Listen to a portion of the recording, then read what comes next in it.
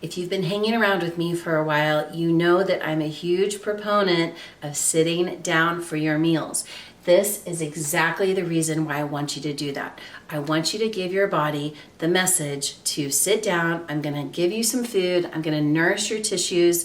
I want you to digest this food, and I want you to be able to use it for energy and for all of the functions that your body needs, including balancing hormones. So this is, I'm driving it home again, to sit down and eat. Put your lunch on a plate. So instead of eating your lunch out of a wrapper or out of the microwave or out of a plastic container or on the go or out of a Ziploc bag, put your lunch on a plate. Eat it with a real fork. Sit down at a table. Lunchtime is when your digestion is the strongest. This is when you can make juicy food so that you don't have hunks of food going through your digestion. So sit down and eat, look at your plate, use a fork, use a real dinner table or a table of any kind. So sit down and really nourish your body. That's the biggest step I can give you that balances absolutely everything in your life, okay? We skip this part of nourishing our body, and we're worried so much about macros and protein and fats and moving our bodies and doing all this exercise, but really what we need to do is nourish our body with nutrient-dense food, which just basically means whole food. If you don't sit down, you're not digesting your food because your body's doing a million other things at the same time, and your body will say, hey, I'm so glad that she sat down to eat, or she's eating and she's feeding me, but hey, I'm also answering emails. I'm also driving to the baseball game. I'm also running around in the airport. I'm doing all these other things. That means your energy is on the outside of your body and it is not working on digesting your food. So please, please, please, if you learn anything at all, let's make juicy food. And how do you make juicy food? You sit down and you eat. Believe it or not, this is balancing to your hormones. So again, I'm going to reiterate some of the action steps we took in the previous, in the belly fat section of the program. And that is to have regular meal times. So trying to have, I personally think for women, and I'm going to do a whole nother class about this, about intermittent fasting. I personally think for women, we need to eat within 2 hours of waking up. That's going to balance your blood sugar, and it's going to also balance your cortisol levels, which are there to help you wake up in the morning and give you energy. And then it's also going to help you therefore balance all of your other hormones, okay? So regular meal times, breakfast within 2 hours of eating. It could be a light breakfast, but real food, hopefully, nothing processed. And then eating lunch at about the same time every day.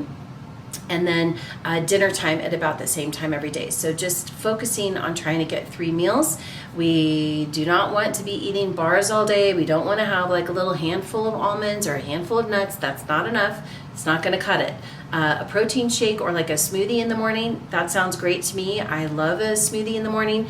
Make sure it has fat and protein and fiber. So I always put a lot of kale in there. I put some fruit in there. I have a video to help you with smoothies and juices if you want to start your day with that. The next one is nature is the great equalizer. I'm sure you've heard me say this one as well, but nature is balancing to your hormones. Anytime you can get outside is an important thing to get outside, whether it's cold, whether it's hot, no matter what the temperature is, bundle up, dress appropriately, and just get your body outside. Here's why. If you can add a bonus item, if you can add a little bonus practice here, getting up in the morning and getting sunlight in your eyes and feeling the ground on your feet, that will help lift your cortisol up so that you can start your day. Cortisol is designed to help us get out of bed in the morning and get us going. So sunlight in the morning, very important, especially the early morning sunlight is even a more magical bonus. But if you need to sleep, sleep is absolutely vital, and that's your repair and recovery. So don't skip out on your sleep, but try to get your eyes in the sunlight in the morning before your cell phone, before your screen. Okay, so don't wake up and get on the phone immediately. Just open the curtains, get outside, get some light in your eyes. The second time of day that can be absolutely healing to your hormones and balancing is at night in the dusk when the sun is going down. These are magical daylight hours. The sun is going down. This now is giving your body the clue to signal melatonin. Melatonin is the sleeping hormone that's going to help you bring the day down and help you prepare for bed.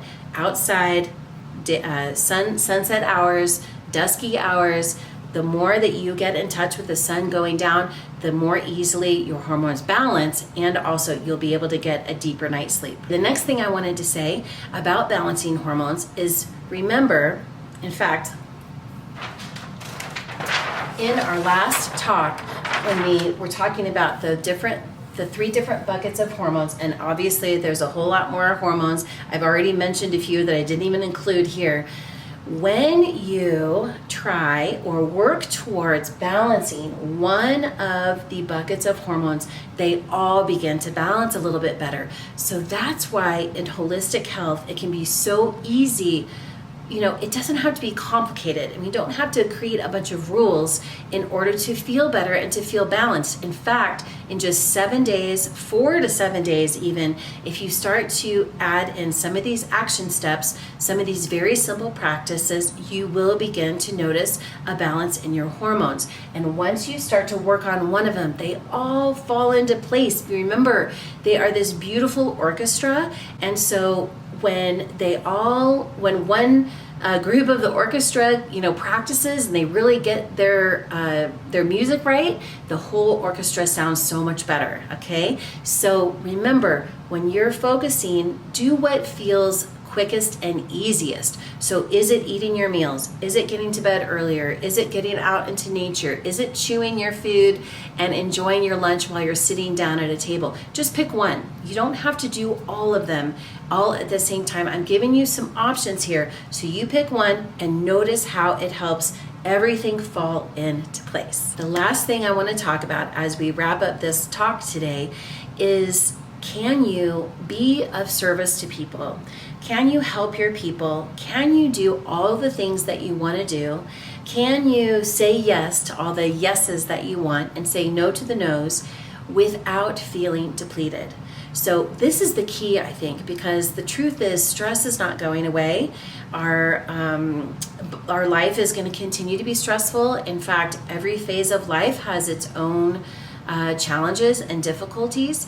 So what you get to decide is how you want to respond and how you want to live your life and how you want to protect your energy and protect your hormones and take care of yourself. So as I said, we have some really simple ways that we can take care of ourselves, but it's also a lot to do with how we perceive our stress and how we perceive these challenges and difficulties. So I love that my kids, I love helping them. I love helping my husband. I love helping my dad. I love helping my sisters. I love doing all of these things. I love giving. It makes me feel good. It gives back to me. So if that is you, or you feel like you're giving so much and never receiving, maybe that's where you begin.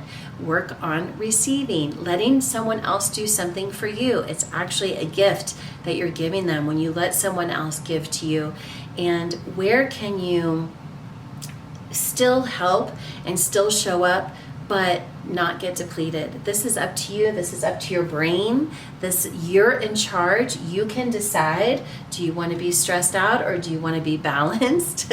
I know that may sound oversimplified, but when you start to put these practices into place, when you start to take these really simple action steps, you will find that it becomes easier and easier to feel good, to have more energy, to sleep better, to eat better, to drink water, to move your body, to get outside in nature. Everything slowly begins to come into place. I promise this is true because it's happened for me. It's happening for me. I have my practices that are my non-negotiables. They're just automatic though. I don't have to force myself to do it.